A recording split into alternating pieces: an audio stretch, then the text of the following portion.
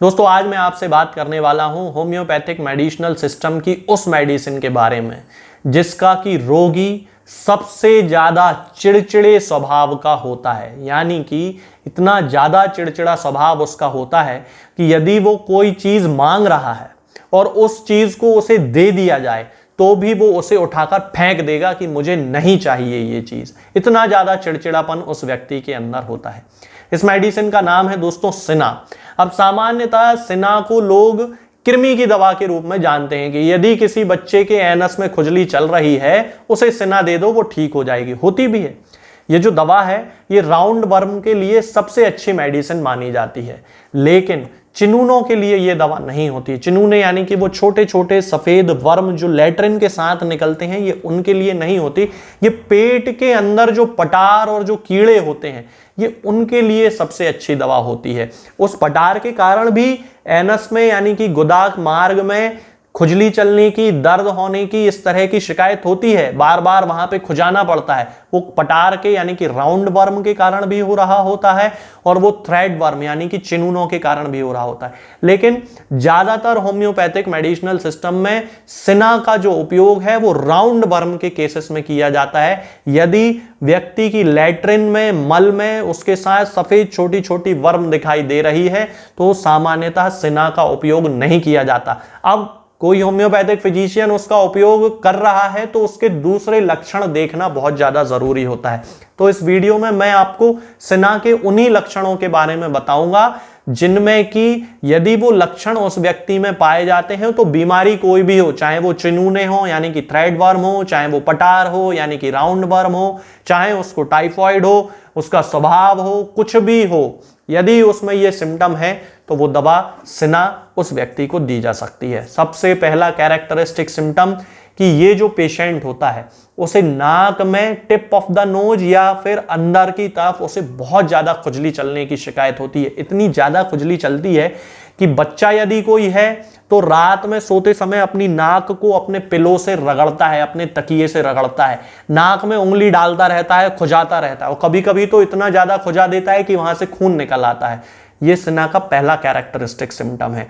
यदि ये किसी भी व्यक्ति में पाया जाता है, बच्चा हो, बड़ा हो, कोई भी हो, लेकिन यदि उसे कोई बीमारी है और उस बीमारी की अवस्था में उसे नाक में बहुत ज्यादा खुजली चल रही है और बहुत ज्यादा उसे नाक में उंगली रखने की, उंगली से स्क्रैच करने की, खुजाने की आदत है और उसको खुजा लेने के कारण कभी कभी खून भी वहां से निकल आता है, तो सिना उसकी मेडिसिन होगी, बीमारी कोई भी हो। इसका दूसरा कैरेक्टरिस्टिक सिम्टम होता है कि ये जो पेशेंट होता है, चाहे बच्चा हो चाहे बड़ा हो, रात में सोते समय अपने दांतों को किटकिटाता है। रात में सोते समय दांतों से kit kit kit kit kit kit की आवाज आती है, दांत एक दूसरे से टकरा रहे होते हैं।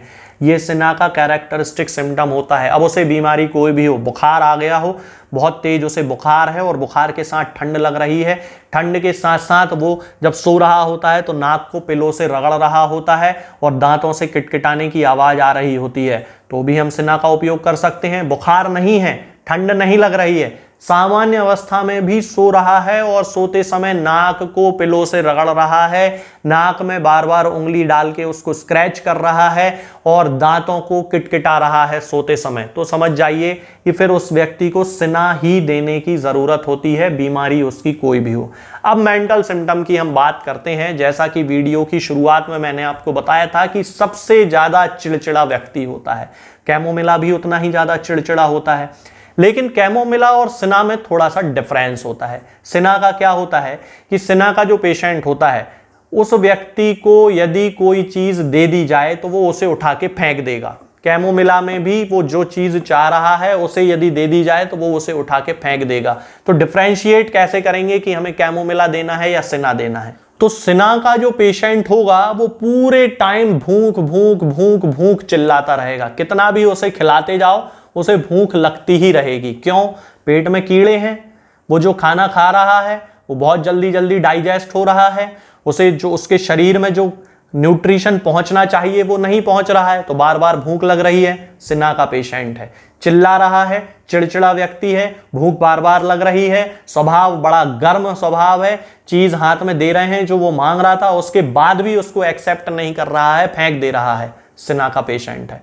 कैमोमिला बड़ा अलग टाइप का है, उसे भूख नहीं लग रही है, गुस्सैल है, चिड़चिड़ा है, लेकिन उसे इतनी ज्यादा बार बार भूख नहीं लगती क्योंकि उसमें वर्म की कोई भी शिकायत उसे नहीं है। तो यहां पे हम सिना और कैमोमिला को इस तरह से भिन्न भिन्न कर सकते हैं, इस तरह से हम डिफरेंशिएट कर सकते हैं। इसके अलावा जो बच्चे रात में सोते समय बिस्तर में पेशाब कर देते हैं, यानी कि बेड वेटिंग की जिन्हें शिकायत होती है, अब कई बार तो ऐसा होता है कि 15-16 वर्ष के बच्चे तक बिस्तर में पेशाब कर देते हैं, तो आपको अगर याद हो तो मैंने क्रियोजोट का एक वीडियो बना के डाला था। उस वीडियो में मैंने आपको बताया था कि 15-16 वर्ष तक की उम्र का बच्चा भी बिस्तर में पेशाब कर देता है।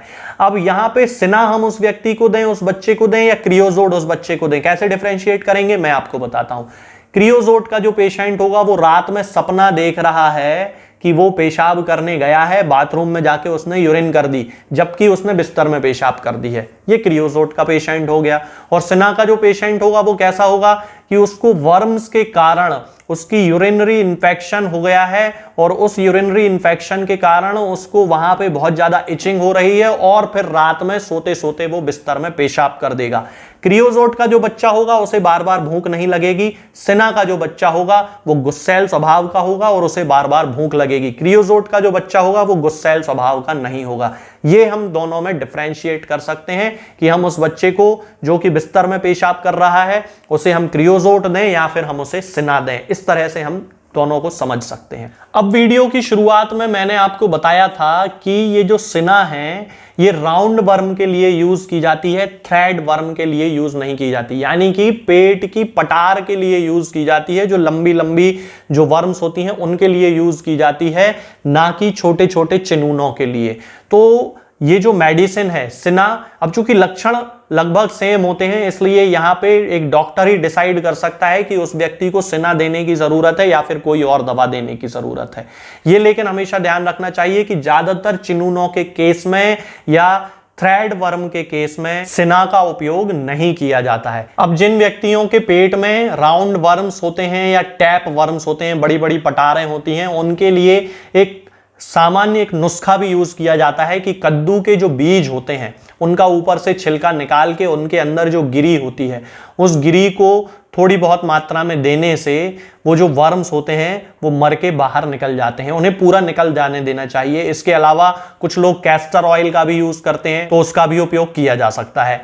अब यदि किसी बच्चे को चिनूने हैं, यानी कि जिनकी मैं शुरू से आपसे बात कर रहा हूं कि थ्रेड वर्म जो कि लैट्रिन के साथ सफेद सफेद कलर के छोटे छोटे कीड़े निकल रहे हैं, उनके लिए हम होम्योपैथी में क्या कर सकते हैं। तो होम्योपैथी में चैलॉन नाम की एक दवा आती है। इसके मदर टिंचर की 5 बूंद सुबह और 5 बूंद शाम को आधे कप या 1 कप पानी में मिलाकर 2-3 दिन देने से ही पेशेंट के, चाहे वो बच्चा हो चाहे वो बड़ा हो, ये जो चिनूनों वाली समस्या जो होती है, यानी कि लैट्रिन में सफेद सफेद कीड़े निकलने की जो समस्या होती है वो पूरी तरह से खत्म हो जाती है।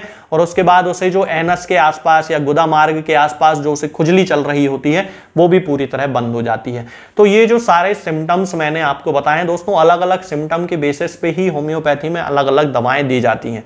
तो आप इन सिम्टम्स का ध्यान रखा करें, इन लक्षणों का ध्यान रखा करें। जो लक्षण जिस दवा से मैच कर रहा हो उस समय वो दवा दे देनी चाहिए, उससे जो व्यक्ति है वो पूरी तरह ठीक हो जाता है। और इस बात का ध्यान रखना चाहिए कि ये जो दवाएं हैं वो हमें व्यक्ति को खाली पेट देना चाहिए, यानी कि या तो वो खाना खाने के आधे घंटे पहले दवा खा ले या फिर खाना खाने के 2-2.5-3 घंटे बाद दवा खाए, जबकि मुंह में किसी चीज का कोई स्वाद ना हो। इन चीजों का हमें ध्यान रखना चाहिए। ये जो दवाएं हैं, सिना हो या चैलॉन हो, कोई भी दवा हो, ये आपको किसी भी होम्योपैथिक मेडिकल स्टोर पे बड़ी आसानी से मिल जाएगी। होम्योपैथिक फार्मेसी मेडिकल स्टोर से आप ले सकते हैं, ऑनलाइन भी आप मंगा सकते हैं। लेकिन मैं किसी पेशेंट को ना कोई दवा बेचता हूं ना भेजता हूं। अभी कुछ समय से मैं अपने हर वीडियो में ये बताने लगा हूं, कारण यही है कि बहुत सारे लोग व्हाट्सएप पे मैसेज करते हैं दवाओं से संबंधित। तो चूंकि मैं केवल एक कंसल्टेंट फिजिशियन हूं, फार्मासिस्ट नहीं हूं, हमारी कोई फार्मेसी नहीं है, इसलिए किसी मरीज को ना दवा बेची जाती है ना भेजी जाती है। आज के इस वीडियो में दोस्तों फिलहाल इतना ही। आगे के वीडियोस में मैं आपसे बात करूंगा कुछ नई बीमारियों के बारे में और उनकी होम्योपैथिक दवाओं के बारे में। तब तक के लिए जय हिंद, जय भारत। होम्योपैथिक दवाओं को खाने का सबसे अच्छा तरीका होता है कि हम हमेशा खाली पेट इन दवाओं को खाएं। जिन दवाओं को दिन में केवल एक बार खाना है उन्हें सुबह खाली पेट खा लेना चाहिए, मुंह में अच्छे से कुल्ला करके, गार्गल्स करके मुंह को साफ कर लेना चाहिए और उसके बाद हमें होम्योपैथिक दवाई खा लेना चाहिए। जिन दवाओं को दिन में 2 बार या 3 बार या 4 बार खाना होता है